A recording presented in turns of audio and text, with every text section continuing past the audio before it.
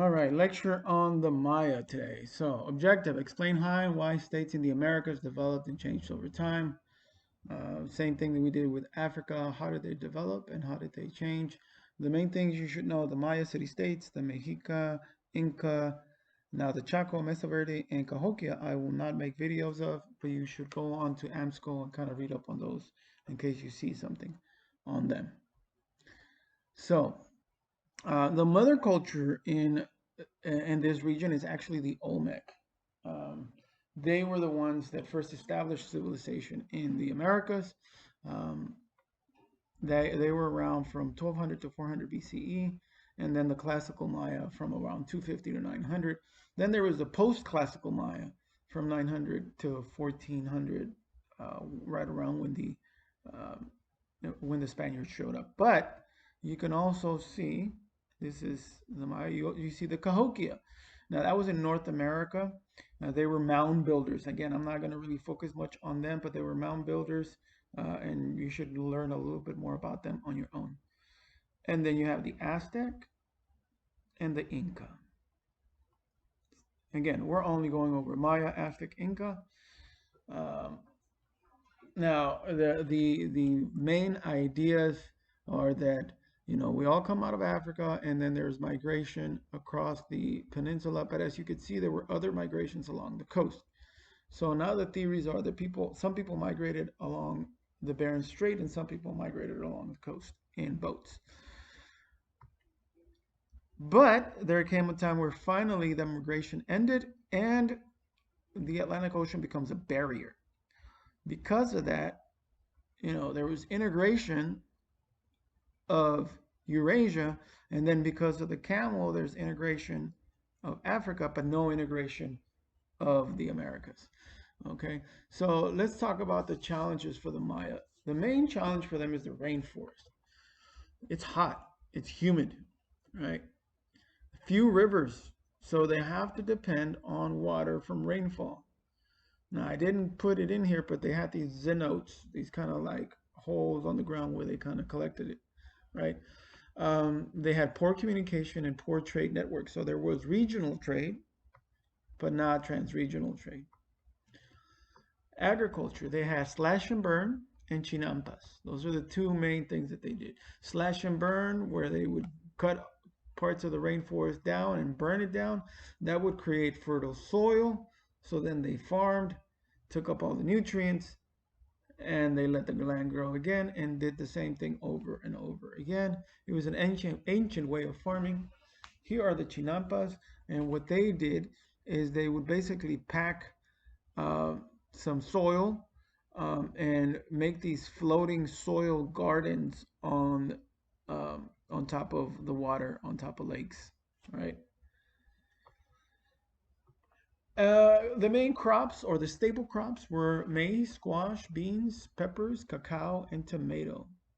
No large animals. They did not have cows, they did not have horses, no large animals. So everything that was built by human hands. Here you have, and we already talked about this, the teosinte. Again, that was developed genetically over time to finally make modern corn.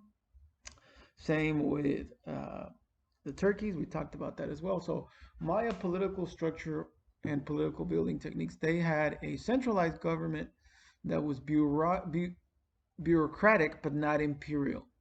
What do I mean by not imperial? Similar to the Hausa, they had city states. The main city states were Tikal, Chichen Itza, and Copan, right? Here you see the Chichen Itza right here. Right.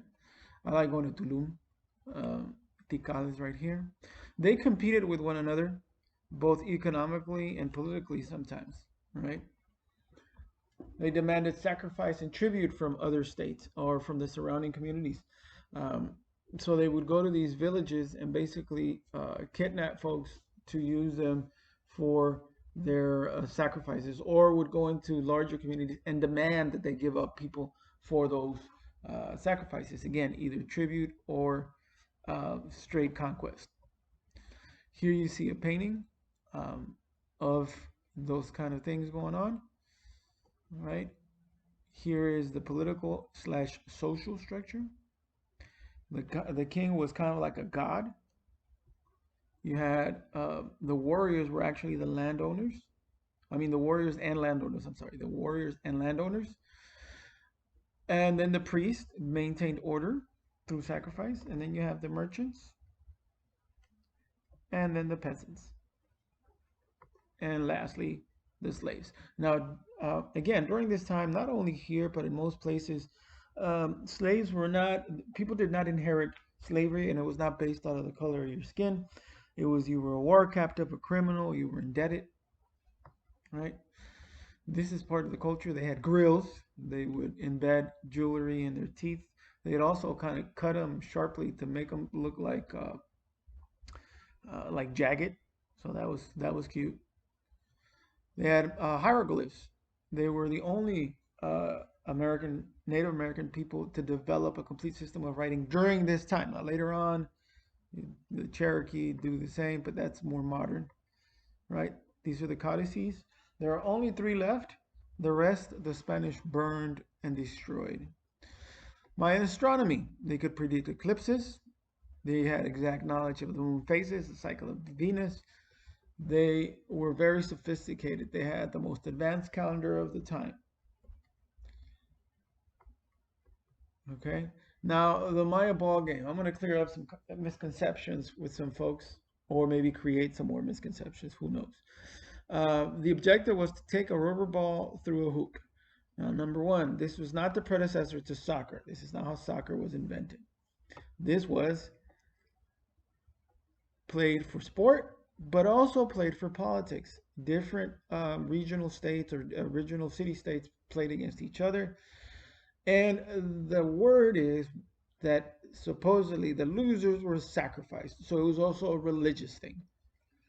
Now, some people say that the winners were sacrificed and it was an honor. Either way, the point is that it was a religious ritual, not just sport, right? So Mayan architecture, although not as big as the Eurasian monument, it was still monumental. It still has 362 steps, 52 layers. It was based on astronomical observations. And you can see here, right, the steps. All right, religion. The book, The Popol Vuh, which was one of the surviving books, um, that talks about how the religion worked. Again, it was polytheistic. The god turned corn, or one of the gods turned corn into human beings, and that's how humans came to be. They believed that the gods required human blood. Human blood provided rain, life, and sacrifice. Now, part of that, it was self-sacrifice. So Mayans basically did a lot of bloodletting. You see here in uh, this primary source, they're pulling like a string with thorns through the mouth, through the tongue, so they could bleed.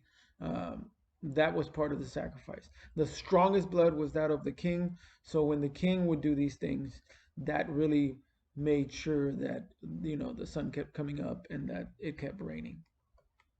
You see, but even the commoners would do this, right? So the Maya finally collapsed. And why do they collapse? Why? Well, deforestation, soil erosion, maybe wars against the other city states. Nobody really knows, right? Maybe a natural disaster.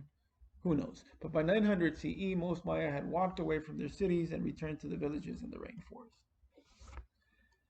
And Scooby-Doo, that's what we do. We are done. Now, these questions here are going to be on a film that I'll put a link to, that you can answer.